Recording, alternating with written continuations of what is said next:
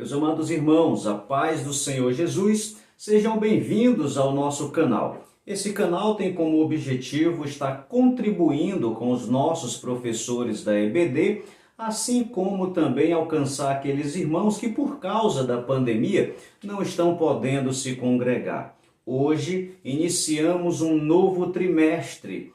O assunto do novo trimestre, os livros históricos. Já aprendemos no trimestre passado todo o assunto do Pentateuco e agora, iniciando este novo trimestre, vamos estar estudando os próximos 12 livros que compõem os livros históricos.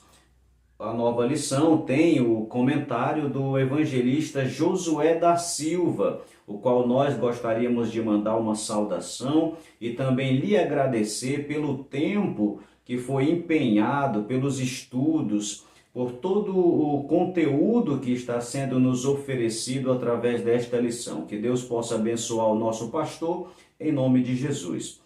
Vamos iniciar a nossa lição. A lição de hoje é a lição de número 1, que tem como título Introdução aos Livros Históricos. Dando início à nossa lição, capítulo de número 1, Introdução aos Livros Históricos. Meus irmãos, eu trouxe para vocês uma linha de tempo que abrange todos os 12 livros históricos, de uma forma que nós vamos poder perceber em que momento histórico cada um dos livros estão escritos. Esta informação ela é muito importante para nós podermos entender não somente esta lição, mas todo o nosso trimestre. Por isso, entenda aquilo que vai ser passado agora. Acompanhe aí na sua tela. Período dos livros históricos. O período histórico ele inicia logo após o Pentateuco, com a conquista de Canaã. Isso está registrado no livro de Josué, que é o sucessor de Moisés. Josué não teve sucessor, então após o livro de Josué entra o período dos juízes, que foi um período onde esses chamados juízes eram libertadores do povo de Israel em momentos específicos e em situações específicas. No tempo dos juízes, não havia um líder máximo sobre o povo de Israel. Na sequência, nós temos o livro de Ruth. Porém, Ruth não é uma sequência de juízes, mas sim uma história que está inserida dentro do livro de Juízes, ou seja, ocorreu dentro do livro de Juízes, ali no comecinho do livro de Juízes. Após esse período dos juízes, nós entramos para os livros de Samuel, Reis e Crônicas. Samuel, ele foi profeta, sacerdote e o último dos juízes. E em Samuel marca uma mudança histórica de extrema significância para o povo de Israel, que é o estabelecimento da monarquia. O que isso significa? Houve uma mudança no governo. O governo que anteriormente era teocrático, ou seja, Deus governava através de um representante que era um líder, isso iniciou lá com Moisés, passou para Josué e entrou para os juízes. Porém, o povo de Israel, olhando para as nações vizinhas, desejou ter um rei. E Deus permitiu. E quando foi empossado o primeiro rei de Israel, que foi o rei Saul, o reino estava unificado, ou seja, as 12 tribos possuíam um mesmo rei. Porém, lá no livro de Reis, depois da morte de Salomão, o reino foi dividido em duas partes. Reino do Norte, que passou a ser chamado de Israel, e Reino do Sul, que passou a ser chamado de Judá. Agora, com o povo de Israel dividido em duas partes, cada uma das partes consagrava novos reis. Então houveram 19 reis no Reino do Norte e 19 reis no Reino do Sul. Isso durou até o período chamado de exílio. Este exílio foi o cumprimento de uma promessa, de uma profecia de Jeremias, onde a Assíria invadiu o reino de Israel e os levou cativo, e a Babilônia invadiu o reino do sul, Judá, e os levou cativo para o exílio dentro da Babilônia. Esse período do exílio durou 70 anos. Ao completar-se 70 anos, deu-se sequência ao período histórico aí de Israel com relação aos livros, que foi quando foram escritos os livros de Esdras, Neemias e Esté. Nesse período, após o exílio, Israel, que assim era conhecida antes do exílio, após o exílio passou a ser conhecido como judeus. Isso porque o povo de Israel não possuía mais reis. Após o exílio, a nação não possuía nenhum rei sobre Israel.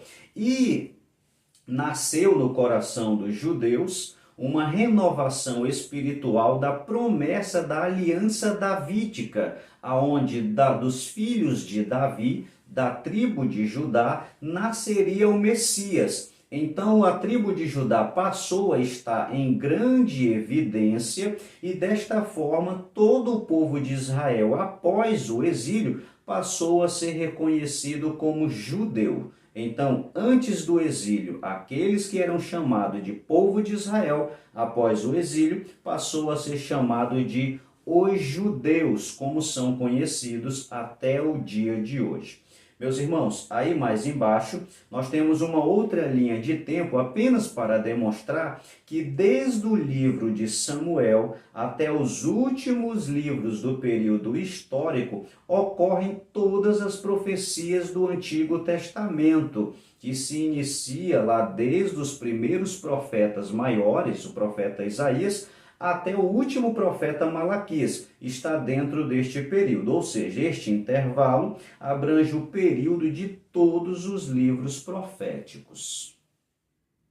Dando continuidade ao capítulo de número 1, nós temos o tópico 1.1, da quantidade de livros históricos.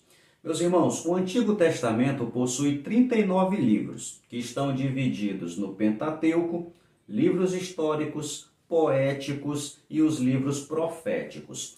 Os livros históricos estão com 12 dos 39 livros.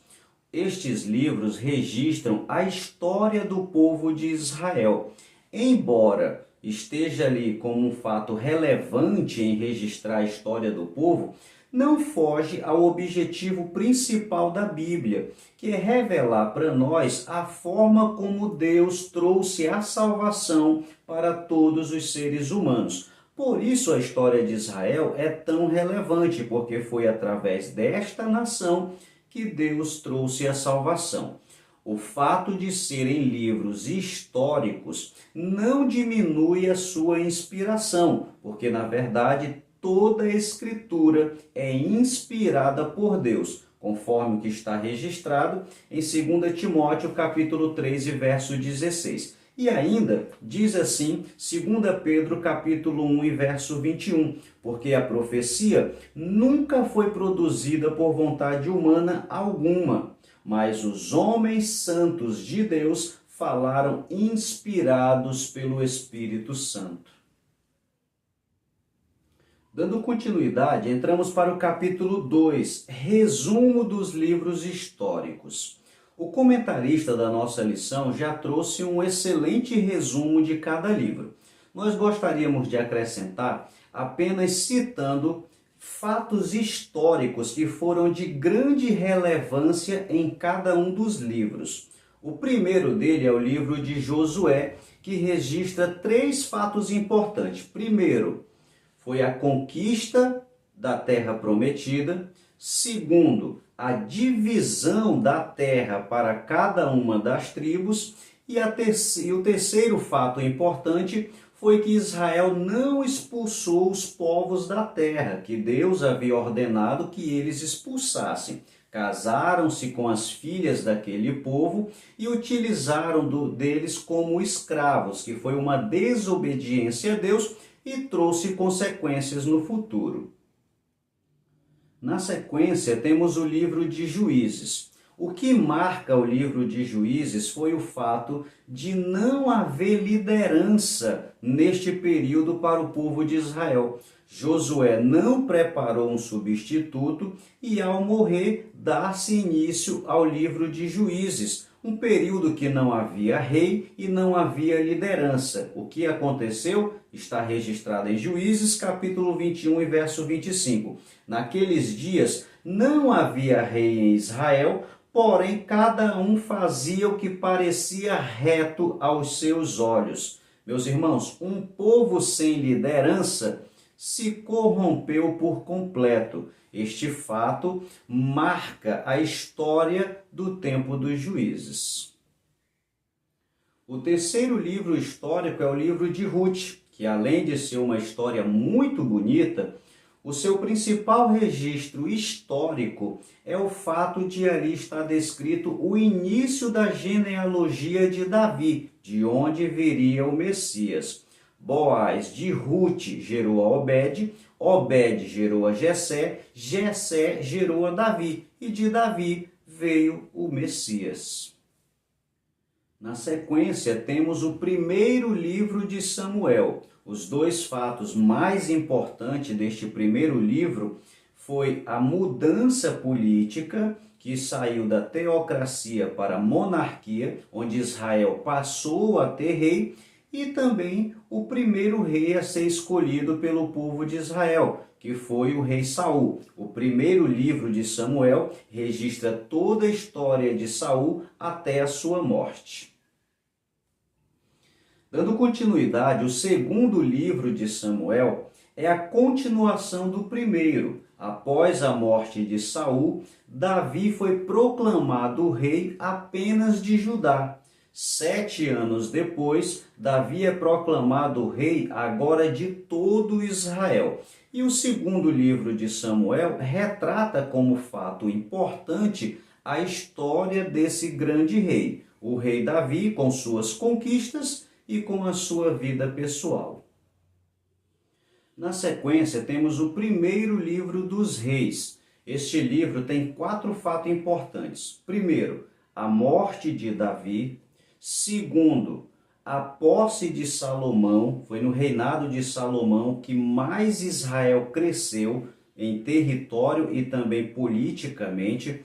E no mesmo livro dos reis, nós temos a construção do templo, que é conhecido como Templo de Salomão, e neste mesmo livro ocorre a divisão das tribos de Israel, Reino do Norte e Reino do Sul. No segundo livro dos reis, nós temos a continuidade do reino dividido, onde houveram 19 reis em Israel e 19 reis em Judá. Esses reinos, dentro do livro de Reis, finaliza com o exílio, sendo que a Síria leva o reino de Israel para a Síria e a Babilônia leva o reino de Judá para a Babilônia. São os fatos importantes registrados no livro dos Reis. Meus irmãos, na sequência dos livros dos reis, nós temos o livro de Crônicas, os 2 livros de Crônicas. Porém, o livro dos reis é antes do exílio e o livro das crônicas é após o exílio. Porém, o que está escrito no livro de Crônicas retrata o período do livro dos reis, ou seja, primeiro a Crônicas retrata o tempo de primeiro a Reis. Segundo a Crônicas retrata o período do segundo livro dos reis. Quem escreveu o livro de Crônicas foi o sacerdote Esdras, e a sua visão sacerdotal queria mostrar para o povo pós-exílio que existia um elo entre eles e o povo antes do exílio. Por quê? Porque ele queria provar que havia uma promessa de Deus mesmo para o povo após o exílio, ou seja, após a Babilônia. Nessa forma, o livro de primeiro a Crônicas traz uma genealogia que inicia lá de Adão e termina sua história chegando até falar de Ciro, que é o grande rei da Pérsia, que permite o povo voltar para a terra da Palestina. Esdras ainda usa o livro de Crônicas para mostrar para o povo pós-exílio de que a promessa davídica ainda estava de pé, de que Deus iria cumprir a sua promessa dada a Davi, de forma que aquele povo, o povo pós-exílio, eram aqueles que iriam herdar a promessa dada a Davi. Esse fato resume o livro de 1º e 2ª Crônicas. Dando continuidade, nós entramos agora para o livro do sacerdote Esdras. Nesse livro, nós temos 3 fatos históricos de grande relevância. O primeiro é o retorno de uma parte dos judeus que estavam na Babilônia, voltam para a terra prometida, voltam para a Palestina, na companhia de Zorobabel. No livro de Esdras é registrado o segundo retorno do povo. Mais um grupo de pessoas, agora na companhia de Esdras, retorna para sua terra prometida, com a permissão de Ciro. O terceiro fato importante registrado em Esdras é que o povo, já na Palestina, de volta à sua terra, inicia a reconstrução do templo, porque Nabucodonosor havia destruído o templo de Salomão e agora o povo precisava de um novo templo para voltar à sua adoração. O penúltimo livro dos históricos é o livro de Neemias. Ali está registrada a reconstrução do templo de Jerusalém. É o fato histórico mais relevante deste livro. O último livro é o livro de Ester. Ester, embora seja o último livro dos históricos, a sua história ocorre antes do livro de Neemias e no meio do livro de Esdras. Zorobabel volta com o povo para a cidade de Jerusalém, ocorre os fatos da rainha Ester. Posteriormente, Esdras retorna com a segunda leva do povo para a terra prometida, para a cidade de Jerusalém. Então, o livro de Ester está no meio ali do livro de Esdras. O que acontece de importante no livro de Ester? Uma judia, Ester, casa-se com o grande rei da Pérsia. Havia na época uma estratégia de extermínio de todo o povo judeu. E com a graça de Deus, através da rainha Ester, o povo judeu é livre da morte. Esse livramento dá origem a uma grande festa judaica chamada Festa de Purim, que é comemorada até o dia de hoje e está ali registrado no livro de Ester. Dando continuidade, entramos agora para o capítulo de número 3, a importância dos livros históricos. Já temos aqui nosso primeiro tópico, o 3.1, é importante obedecer a Deus. Meus irmãos, a realidade de Israel neste momento era outra realidade. Tinha exército formado, tinha terra, tinha plantação, tinha rei, era uma outra situação.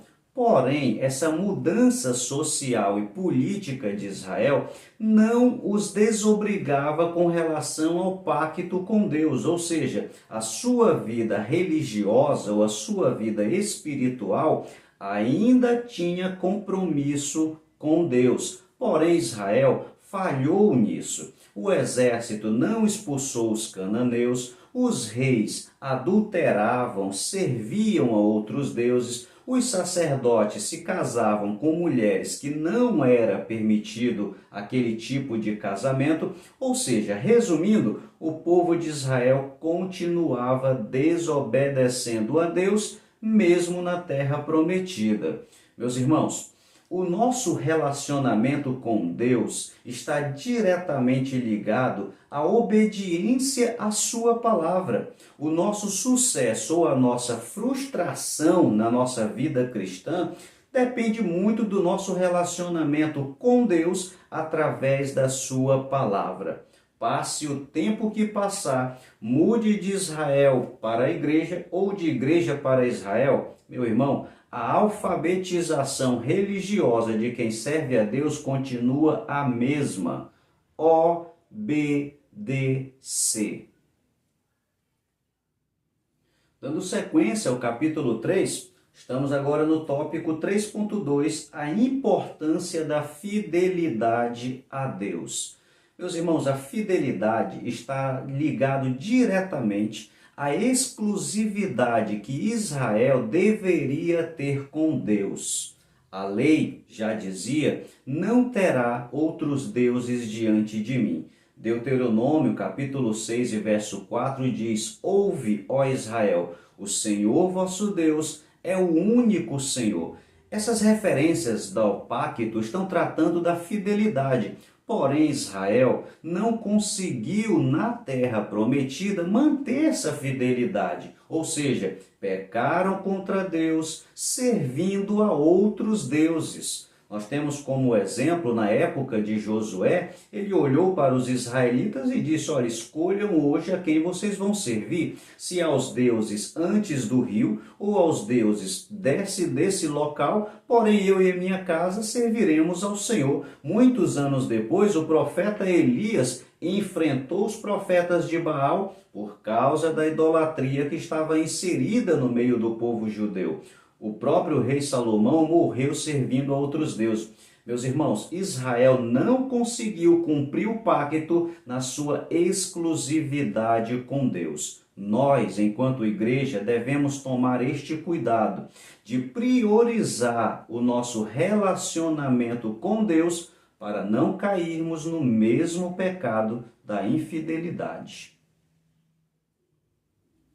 Na sequência, tópico 3.3, o importante agir de Deus na história.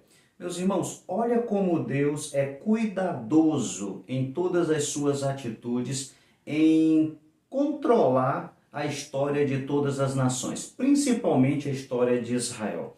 Deus tira Israel de dentro do Egito, onde eles eram escravos, leva até uma terra prometida, e antes de entrar na terra prometida, através de Moisés, Deus diz assim: se vocês entrarem na terra prometida e desobedecerem ao pacto, eu vou levantar uma nação de língua que vocês não conhecem e vou levar vocês para a vida de escravo novamente. O que foi que aconteceu?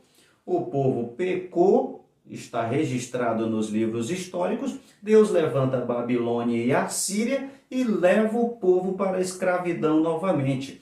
Percebamos o quanto Deus vela pela sua palavra para cumprir, o quanto Deus avisa por causa do seu amor e do seu zelo, e mesmo assim Israel pelejava em desobedecer a Deus. Agora, o fato de Deus ter levado o povo novamente para um exílio, para uma escravidão, não é porque Deus era ruim ou porque queria o seu povo mal. Na verdade, Deus queria corrigir o seu povo novamente, porque a vontade de Deus era que o povo andasse conforme a sua palavra. Finalmente chegamos ao capítulo de número 4, a posição dos livros históricos no cânon. O nosso primeiro tópico, 4.1, posição dos livros históricos no cânon hebraico. Acompanhe aí na sua tela. Posição dos livros no cânon hebraico. O cânon hebraico ele está dividido em 3 partes: a lei, os profetas e os escritos. A Bíblia hebraica é chamada de Tanar, recebe esse nome porque ela é formada pelas primeiras letras gregas destas 3 divisões, que no hebraico seria Torá, Nevirim e Ketuvim. Essas 3 palavras, pegando as primeiras letras de cada uma delas, formam o que nós chamamos de Tanar. O cânon hebraico, ou Tanar, é dividido na lei, que é Gênesis, Êxodo, Levítico, Número e Deuteronômio, semelhante ao nosso Pentateuco. Os livros chamados os profetas, nós temos os profetas anteriores, e aí nós percebemos uma diferença da nossa Bíblia, porque o livro de Samuel e Reis não tem 1º e 2 Samuel e nem 1º e 2 Reis. É apenas livro de Samuel e apenas livro de Reis. E temos também os profetas posteriores, que é Isaías, Jeremias, Ezequiel e os 12, ou seja, os 12 profetas menores estão inseridos aí entre os profetas posteriores. E a última parte são os escritos, que estão divididos em 3 partes: os livros poéticos, os 5 rolos e os livros históricos. Dentre os livros históricos, que é o que nós estamos estudando, para o cânon hebraico, o livro histórico é considerado apenas o livro de Daniel, que para nós é um profeta, também o livro de Esdras e Neemias, que para os hebreus é um único livro, e o livro de Crônicas, que de 1º e 2º para nós, para os hebreus é apenas Crônicas, ou seja, é apenas um livro. Esta é a divisão do cânon hebraico. Entramos aí agora para o tópico 4.2, posição dos livros históricos no cânon católico. Acompanhe aí na sua tela. Posição dos livros no cânon católico. Meus irmãos, o cânon católico, a sua divisão é semelhante à nossa, a dos evangélicos. Nós temos aí a divisão do Pentateuco, que é idêntico à nossa, e nós temos aí também os livros históricos. Aqui já começa a haver uma mudança, porque o cânon católico é acrescido de 4 livros: o livro de Judite, Tobias, 1º e 2º Macabeus, além do livro de Esté, que recebe um acréscimo que na nossa Bíblia não possui. A terceira divisão são os livros poéticos, que são semelhantes ao nosso, mas também com acréscimo, do livro de Sabedoria e do livro de Eclesiástico. E por último tem aí os livros dos profetas, que são também os mesmos profetas da nossa Bíblia, porém é acrescido do livro de Baruque, que também é considerado profeta. E no livro de Daniel nós também temos um acréscimo que não possui na nossa Bíblia. Essa é a divisão do cânon católico. Chegamos agora no último tópico da nossa lição, 4.3, posição dos livros históricos no cânon protestante ou evangélico. Acompanhe aí na sua tela. A posição dos livros no cânon evangélico. Meus irmãos, a divisão do nosso Antigo Testamento é dessa forma aí, dividida em 4 partes: o Pentateuco, histórico, poéticos e profetas. Nós temos no Pentateuco 5 livros, os livros históricos, que são os que nós estamos estudando, de Josué até Esté. Nós temos os livros poéticos, de Salmo até Jó, e temos os livros proféticos, o livro dos profetas, que estão divididos em profetas maiores e em profetas menores. Esta divisão diz respeito ao tempo profético, ou seja, a quantidade de anos que o profeta esteve profetizando, e também tem a ver com o volume de escritos em seus livros. Este é o cânon evangélico. Meus irmãos, eu preparei uma última tela que resume todo esse capítulo de número 4 para nós. Acompanhe aí. Posição dos livros históricos no cânon. Aí nós temos o cânon hebraico, católico e também o evangélico. Meus irmãos, o cânon hebraico e o evangélico são idênticos, são iguais. A diferença que existe entre eles é apenas no número de livros. Isso se dá porque o que na Bíblia evangélica é 1º e 2º Samuel, no cânon hebraico é só Samuel. Não existe 1º e 2º Reis, é só o livro de Reis. E também o livro de Esdras e Neemias é um único livro no cânon hebraico. Mas o texto em si, o mesmo texto do original hebraico, é o texto da Bíblia evangélica. A diferença está na Bíblia católica, que é acrescida de livros que não possui nem na Bíblia evangélica e nem no original hebraico. Quando falamos de cânon histórico, quando falamos do livro histórico, que é essa tela que nós estamos vendo aí nós percebemos uma diferença grande, porque no cânon hebraico é considerado o livro histórico apenas Daniel, Esdras e Neemias, que formam um único livro, e o livro de Crônicas. E no cânon católico, há o acréscimo do livro de Judite, Tobias e 1ª e 2ª Macabeus, que diferencia da Bíblia nossa dos evangélicos, que possuem esses que nós estamos estudando agora, do livro de Josué até o livro de Esté. Meus irmãos, aqui finalizamos a mais uma aula que possa lhe ajudar, que possa contribuir com a sua escola bíblica dominical. Estamos em uma nova fase, em um novo trimestre e peço o seu apoio. Se você ainda não é inscrito no nosso canal, inscreva-se no nosso canal e nos ajude a fazer este canal crescer e a chegar também a muitos outros irmãos. Inscreva-se, acione o sininho para que quando nós gravarmos um novo vídeo, o YouTube possa lhe avisar que já está disponível um novo vídeo. Compartilhe o nosso vídeo, faça um comentário e Deus possa abençoar a sua escola bíblica dominical. Deus abençoe a nossa EBD hoje e sempre, em nome de Jesus.